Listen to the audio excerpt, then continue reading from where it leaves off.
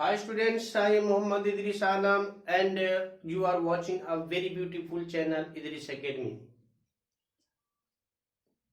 इसके previous video में हमने बातचीत की थी सीरीज और combination of series and parallel की, और अब मैं फॉर्मूला ड्राइव करूंगा, ठीक है, कि जैसे सीरीज यानी combination of series in combination of resistances in series, इसमें से क्या होगा कि देखते हैं। सपोज करते हैं कि ये क्या है, तीन रेजिस्टेंसेस को मैंने कंबाइन किया, एक का यहां से, एक ये दूसरे का भी, एक का एंड दूसरे के एंड से यूज कनेक्ट किया। हम ऐसे कनेक्ट करते हैं सीरीज में, फिर इसका एंड और दूसरे का एंड इस तरह से कनेक्ट करके फिर हम क्या करते हैं कि तीसरे को भी कंबाइन करेंगे, ठीक है। और इस तरह से हम इसको क्या करते हैं कि एक सर्किट के थ्रू से इसको हम कनेक्ट कर देते हैं, ठीक है। ये सिंपल सब बना रहा हूं, ये पॉजिटिव है, नेगेटिव, पॉजिटिव, नेगेटिव। ये बैटरी है, ये क्या है, बैटरी। ये बैटरी इसलिए बोला जाता है कि यानी कि जब दो सेल को अगर हम कंबाइन करके लगाते हैं तो उसको बोलते हैं बैटरी। इसमें से अगर स्विच लगा दें तो कोई बात उसकी जरूरत नहीं है हमें, करंट इधर से फ्लो करेगा क्योंकि पीडी हाई यहां पर है।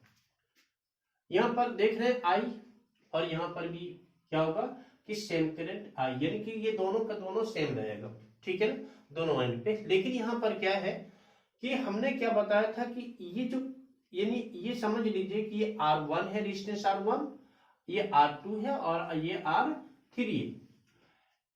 इसका जो पीडी होगी, पीडी ये डिफरेंस होगा, यानी कि यहां पर पीडी V1, इसका पीडी यहां से यहां तक V2, और यहां से यहां तक ये पीडी क्या होगा कि V3, ये अलग होगा, लेकिन करंट सेम फ्लो करेगा। आई क्या रहेगा, सेम रहेगा, इसमें से कोई बात नहीं। अगर बाय द वे आप स्विच यहां पर यूज कर देते हैं, कहीं भी यूज कर देते हैं, तो ऑन, ये स्विच ऑन है। अब क्या होगा कि ये सेम करंट फ्लो कर रहा है और सभी के लिए एक कॉमन स्विच होगी, है ना।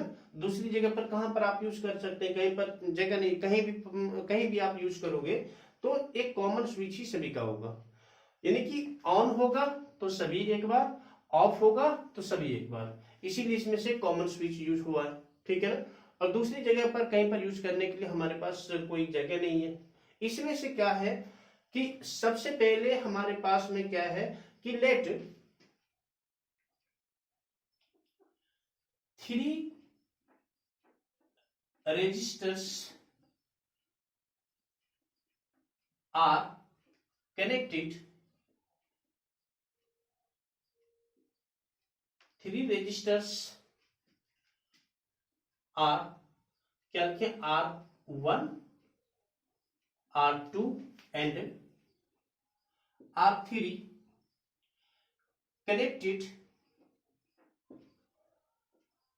Connected in series.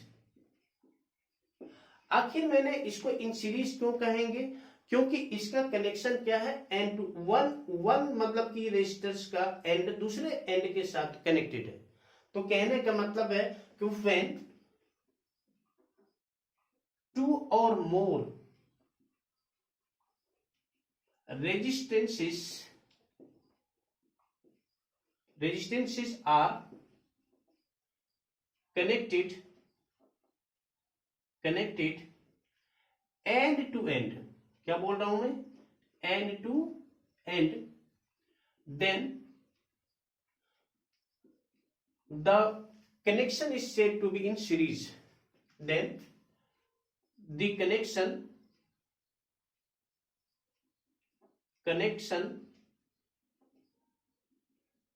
या इसमें से हम बोल सकते हैं ना कि कॉम्बिनेशन ऑफ, मतलब कि जो रेजिस्टेंसेस क्या वो सीरीज में है, ठीक है।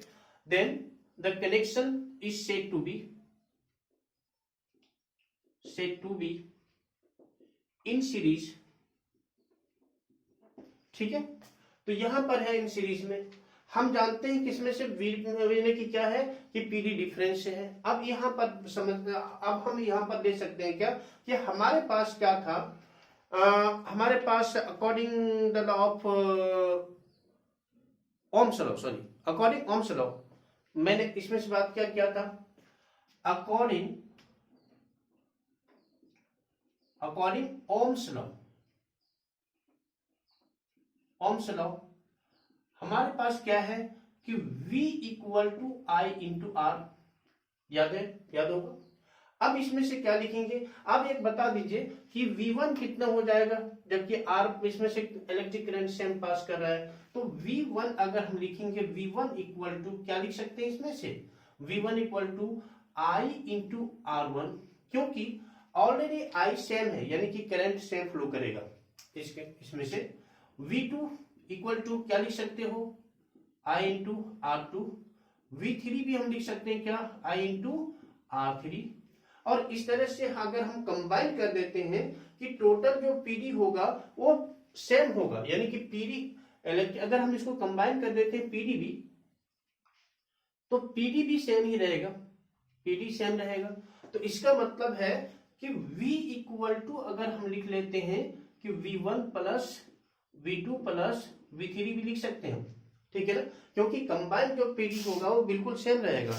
तो इसमें से हम क्या लिखेंगे कि हमारे पास क्या है कि V equal to I into R equal to, हम इसको लिख सकते हैं V1 इक्वल टू क्या लिखा है मैंने, आई इंटू R1 प्लस आई इंटू R2 प्लस आई इंटू R3। इसमें से अगर हम क्या कर लेते हैं कि R, अगर हम I को कॉमन ले लेते हैं तो हमारे पास क्या हो जाएगा, I1 plus R1 plus R2 plus R3। इस तरह से हम I को कैंसिल कर सकते हैं और हमारे पास क्या आ गया कि R equal to R1 plus R2 plus R3, और इस तरह से हमारा क्या हो गया, ये प्रूव्ड हो गया कि R यानी कि जो कंबाइंड रेजिस्टेंसेस है वो क्या है, combined resistances, the sum of the combined resistances या the sum of the combined resistances या all resistances connected in series equal to the n individual resistance. ठीक है, ये आ गया आपके पास में। अब हम इसमें से क्या बोला था कि सेम पीडी यानी कि इससे होकर डिफरेंट पीडी हो रहा है और क्या है कि सेम इलेक्ट्रिक करंट फ्लो कर रहा है। आखिर ऐसा क्यों, मैं बात कर लेता हूं। और इसमें से हाई रेजिस्टेंस होती है, मैंने आपको बताया था इसमें हाई रेजिस्टेंस, आखिर ऐसा क्यों हो रहा है, तो ये देखते हैं। मैं इसको मिटा देता हूं। सपोज करते हैं कि हम इसी के बेसिस पर हम जो पीछे जो दिए हुए जो पॉइंट्स है उसको हम अभी सॉल्व करेंगे। सपोज करते हैं कि सपोज R1 इक्वल टू 2 ओम,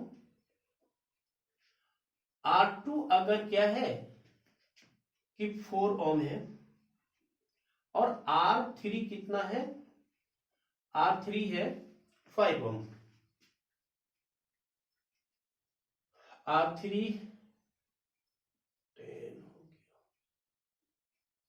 ले लेते हैं 6 ओम, 6 ओम ले लेता हूं, चलो कोई बात नहीं, ठीक है। अब इसमें से हमारे पास क्या है कि इसमें हाई रेजिस्टेंस कैसे होगा कि चेक करता हूं। हमारे पास according the law of series मतलब कि जो फॉर्मूला है वो क्या है कि R equal to R1 plus R2 plus R3, यही है ना। कितना होगा ये देखना, कंबाइंड यानी कि इंडिविजुअल रेजिस्टेंस कितना हाई हो जाता है। तो इसमें से क्या है कि 2 ओम हम लिखेंगे, उसके बाद क्या होगा 4 ओम है R2, R3 कितना है 6 ओम। क्या हम ले सकते हैं ना 6 6 12 ओम हो गया, तो ये 12 ओम। अब एक बात समझ लीजिए कि R1 कितना है 2 ओम, 4 ओम, 6 ओम, यानी R2 R3। अब इन सभी को इंडिविजुअल जो रेजिस्टेंस है कितना 12 ओम, कितनी ज्यादा हाई रेजिस्टेंस हो जाएगी, होगी ना। तो इसका मतलब है कि सीरीज में क्या होता है, हाई रेजिस्टेंस होती है। क्या होती है, हाई रेजिस्टेंस, हाई रेजिस्टेंस है। उसी तरह से हमने क्या बोला था, इसमें से सेम इलेक्ट्रिक करंट फ्लो कर रहा है। आखिर कैसे कर रहा है, तो अगर हम V1 निकालना यानी कि V1 निकालना चाहते हैं तो चेक कर लीजिए आपके पास में ओवर ऑल डिस्टेंसेस कितना आ गया, 12 आ गया। अगर हम क्या निकालना चाहते हैं V1 equal to I into R1 है, कितना है I भाई 12। I आपके पास में मान लो कि इससे यानी कि I हमारे पास निकालना है, I अगर हम निकाल लेते हैं तो चलो हमारे पास में है कि V हमारे पास समझो कि 6 वोल्ट बैटरी है, ठीक है ना। ओके, तो हमारे पास क्या है कि V आपके पास में दिया हुआ है, टोटल V कितना है, इसमें V है हमारे पास में कितना 6 वोल्ट, और R हमने अभी फाइंड किया 12 ओम। तो आपके पास I निकालना होगा। तो I अगर हम इस सर्किट के थ्रू से देखते हैं कि करंट कितनी फ्लो कर रही है, करंट फ्लो करने का मतलब ये है कि I इक्वल टू हमारे पास में क्या होगा I equal to R by V, ऐसे कुछ होता है ना। यहाँ पर है हमारे पास में V equal to I into R, तो आपके पास I equal to V by R है, ठीक है। हम यहाँ पर क्या ले सकते हैं, V हमारे पास में कितना 6 वोल्ट है और ये 12, इसका मतलब है कि हमारे पास एम्पियर में आ जाएगा, एम्पियर में नहीं 0.5 एम्पियर। इसका क्या हो गया, इलेक्ट्रिक जो करंट जो फ्लो करेगा 0.5 एम्पियर। क्या हम यहाँ पर चेक कर सकते हैं क्या, इसके पास है। अब V1 निकालते हैं, V2 V3 निकाल लेता हूँ। सबसे पहले चेक करता हूँ कि सेम इलेक्ट्रिक करंट जो फ्लो कर रहा है, तो कहने का मतलब V1 V2 और V3 डिफर कैसे है। ओके, तो यानी कि यहाँ पर क्या है कि पोटेंशियल डिफरेंस डिफर करता है। इसमें हम बात करते हैं V1 अगर हम निकालना चाहें, V1 equal to I into R1, कितना है V1, I है 0.5 इंटू R1, कितना है R1 2 ओम है, तो इसका मतलब वोल्टेज ही बनेगा ना 2, तो 2 5 10 यानी कि 1 वोल्ट। इसका ये जो इलेक्ट्रिक करंट यानी कि पीडी जो मतलब कि कंज्यूम करेगा कितना 1 वोल्ट। V2 की बात करते हैं, यहां पर ले लेता हूं। V2 हमारे पास में कितना है कि I इंटू R2 कितना हो जाएगा 0.5 इंटू 4 5 20 यानी कि 2 वोल्ट। इसके पास में कितना है 2 वोल्ट। क्या अलग अलग पोटेंशियल डिफरेंस है कि नहीं है, ये 1 वोल्ट खींच रहा है, ये 2 वोल्ट खींच रहा है। अब यहां पर क्या हो गया, V3 की बात करते हैं। V3 equal to I into R3 sorry I कितना है हमारे पास में 0.5 एम्पियर इंटू R3 कितना है 6 5 30 यानी कि 3.0 वोल्ट। इसका 3.0 वोल्ट हमारे पास, इसका कितना आ गया 1 वोल्ट इलेक्ट्रिक करंट R1 खींचेगा, कंज्यूम करेगा, ये 2 वोल्ट कंज्यूम करेगा, और ये कितना है 3 वोल्ट कंज्यूम कर रहा है। हाँ, अब यहाँ पर क्या चीज है कि क्या हम देख सकते हैं कि इसमें से सेम इसका इलेक्ट्रिक करंट सेम जा रहा है कि नहीं जा रहा है, ठीक है। तो चेक कर लेता हूँ, ये विषय में मिटा देता हूँ।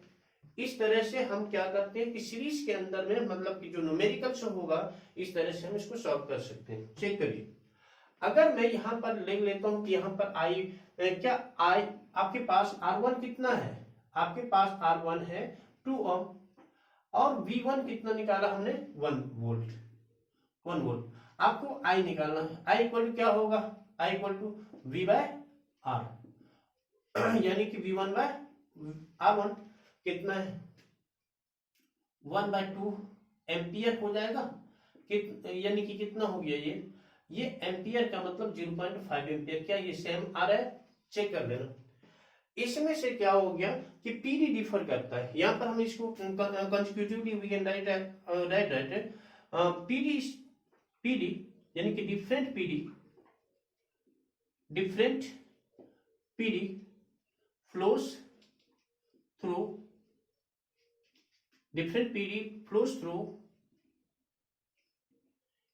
each resistors।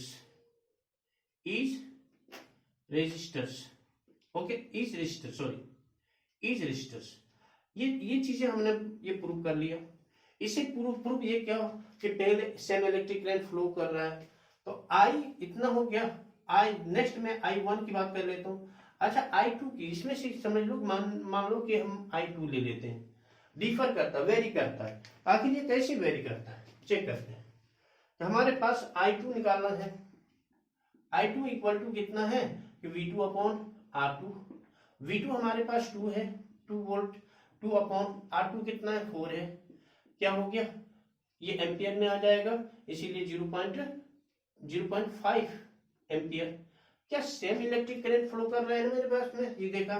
I3 निकालना है, सेम उसी तरह से हम V3 अपॉन R3 की बात कर लेता हूँ। V3 आपके पास में कितना है 6, V3 कितना है आपके पास में 3 है, 3 अपॉन 6, इसको हम एम्पियर में लाएंगे तो कितना होगा 0.5 एम्पियर। क्या आप देख रहे हैं ना, I1 I2 I3 यानी कि सबके सब सेम है, तो इसी तरह से हम क्या कर सकते हैं, सेम इलेक्ट्रिक करंट फ्लो करता है, same electric current flows through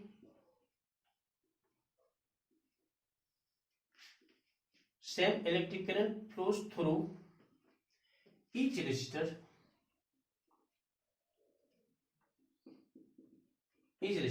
ठीक है ना। कब, ये जब सीरीज में हम जोड़ेंगे तब। इस तरह से स्टूडेंट्स मैंने आपको combination of resistance in series का डिराइव्ड फॉर्मूला और उसके साथ रिलेटेड जो मतलब न्यूमेरिकल से इस तरह से मैंने आपको यानी कि कन्विंस किया है। And I hope that you have already understood it, and if you like this video, must like and subscribe. Okay.